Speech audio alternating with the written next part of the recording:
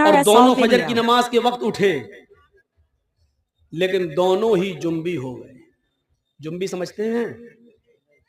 دونوں کو ہی غسل کی ضرورت پڑ گئی. اب تو سمجھ گئے نا, کھل کر کہنے کی ضرورت نہیں ہے. یعنی دونوں انسان ہیں, آدمی سوتا ہے, دونوں کو ہی نائٹ فال ہو گیا. اب غسل کرنا پڑے گا تبھی نماز ہوگی, لیکن پانی نہیں ہے. اب کیا کیا جائے؟ تو حضرت عمار کہتے ہیں عمر جی مجھے مسئلہ معلوم ہے. کہا کیا؟ سنیے, بہت سلو سنا رہا ہوں تاکہ آپ کے دماغ میں بالکل گھسا دوں. کہا عمر مجھے مسئلہ معلوم ہے. اللہ کے نبی جمعہ کا خطبہ دے رہے تھے تو آپ نے فرمایا جب پانی نہ ملے تو پاک مٹی سے تیمم کر لو. حضرت عمر کہتے چپ رہو, جس مسجد میں اللہ کے نبی نے یہ خطبہ دیا اس میں ہم بھی تھے. آپ نے یہ بات کہی تھی کہ پانی نہ ملے تو تیمم کر لو, لیکن وہ وضو کے لیے کہا تھا, غسل کے لیے نہیں. ہم کو وضو کی ضرورت نہیں ہے, غسل کی ضرورت ہے. اللہ کے رسول نے اس مسجد میں جو جمعے کا خطبہ دیا تھا اس میں یہ کہا تھا کہ اگر وضو کے لیے پانی نہ ملے تو تیمم کر لو.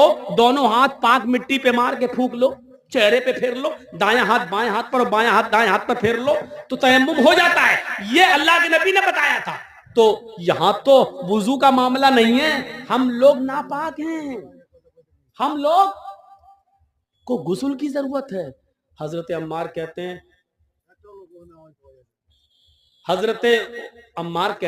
تو ایک کام کریے نا, وضو میں ہاتھ پیر منہ کلا کیا جاتا ہے اور یہ سب دھلا جاتا ہے.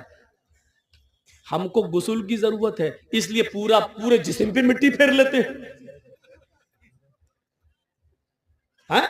ایسا کرتے ہیں, یعنی اپنا دماغ لگا رہے ہیں. دیکھیے حضرت عمر کہتے ہیں نہیں ہمیں کوئی اچھا نہیں لگ رہا ہے. کیوں؟ ہم کو مسئلہ معلوم نہیں, کہ ایسا نہ ہو ایسا کرنے پر گناہ ہو. تو حضرت عمار نے اپنی عقل چلائی اور حضرت عمر نے اپنی عقل چلائی.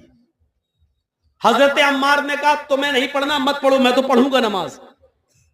تو حضرت عمار نے کیا کیا, ایک جھاڑی کے پیچھے چلے گئے, مٹی پڑی تھی, بخاری شریف کی حدیث کے الفاظ ہیں, اپنے جسم کو اس پر پورا مٹی میں لوٹ لیا.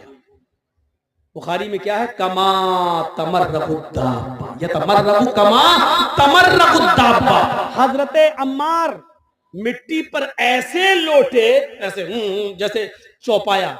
آپ نے دیکھا ہوگا جانور کو مٹی میں ایسے کرتا نا,